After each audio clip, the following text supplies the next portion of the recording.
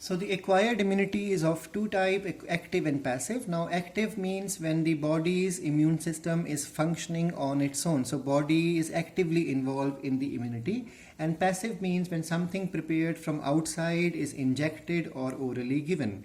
Now active immunity and passive immunity, both of them will have two methods of development. It can be naturally developed or artificially developed. Naturally developed or artificially developed. Let's understand in detail.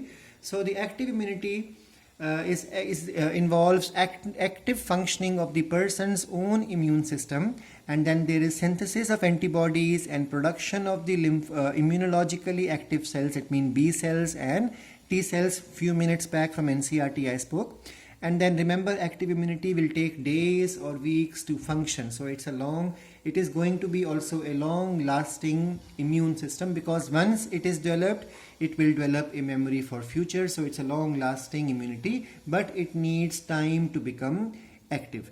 Then the active immunity is of two methods to be developed. One is naturally, that means when a person is exposed to a microorganism or is exposed to a foreign material and starts developing disease and infection, so the person is naturally developing it. Example, when we contract measles in childhood.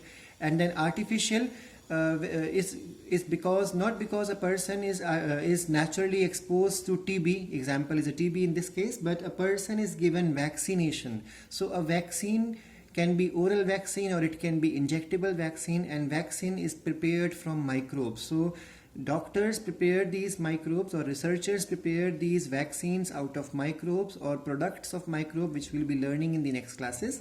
And then these are given intentionally into the body, so that body learns to fight against them.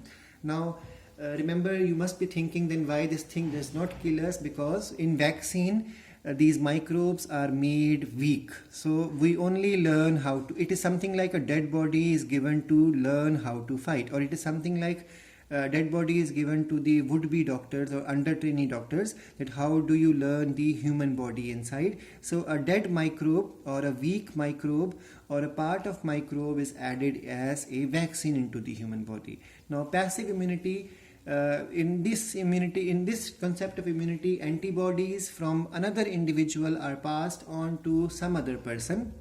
So there is no active involvement, there is no participation of the person's immunity. So it is a passive type of immunity. It gives immediate effect. So there is an immediate protection, or death can be, the person's death can be stopped from happening. But the problem is it gives us immunity only for a short duration of time. So it is not long lasting. And reason is because person's immune system is not involved actively. So these antibodies will be broken down, and then slowly their numbers will come down. Now again, passive immunity can be administered two methods, naturally and artificially. So we all know when a lady is pregnant, through placenta and through umbilical cord, the antibodies or immunoglobulins which are formed in the mother's body cross the placenta and then cross the umbilical cord and finally reaches the developing fetus. So fetus is given immunity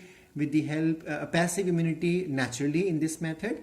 Another method is when the lady undergoes delivery or parturition, then she starts breastfeeding. So the initial days of lactation, thicker yellowish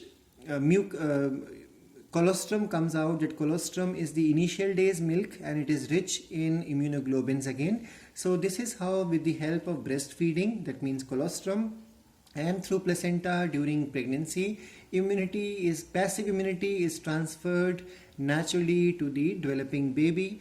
In the same manner, it is possible to administer passive immunity artificially also, that is in the form of anti-serum. Now anti-serum is but blood serum which carries antibodies is called as anti-serum. So anti-sera of tetanus, anti-sera of diphtheria, remember they are formed in some other animal and then they are taken out from the blood of some other animal, because we want it that the animal starts synthesizing antibodies against infection, example tetanus, and then these anti-sera are given to the person who may develop tetanus because of one or the other reason. So artificially passive immunity involves forming the antibodies in one person, and then they are transferred into the another person. So we covered in the last class that there are differences in the active immunity and passive immunity. Active immunity is a long-lasting one, passive immunity is not a long-lasting one.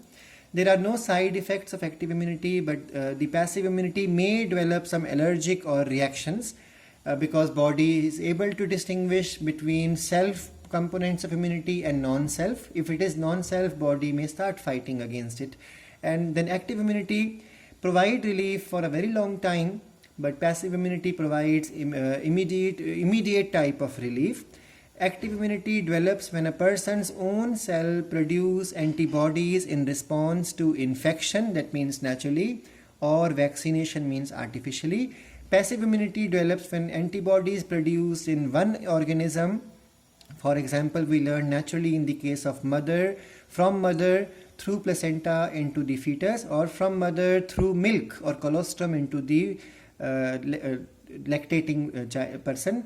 So the other individual receives it from somebody else. That's why it is called as passive immunity. Now we learned even in the last class regarding anti-sera that when the blood serum carries antibody, it is called as anti-sera, and anti-serum can be of two methods to function.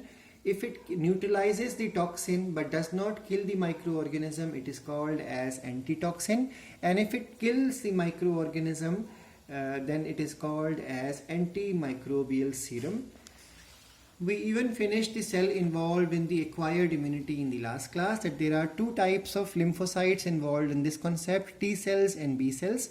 And then we learned that B cells proliferate when they meet antigen and they form memory cells for future, and plasma cell which synthesize and secrete antibodies.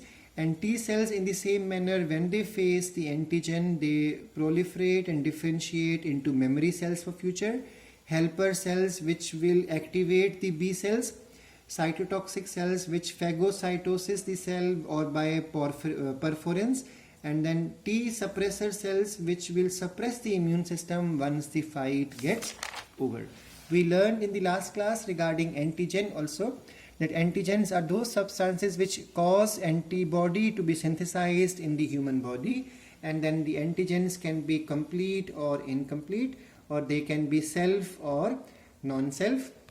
And we did the diagram of H2L2 in the last class.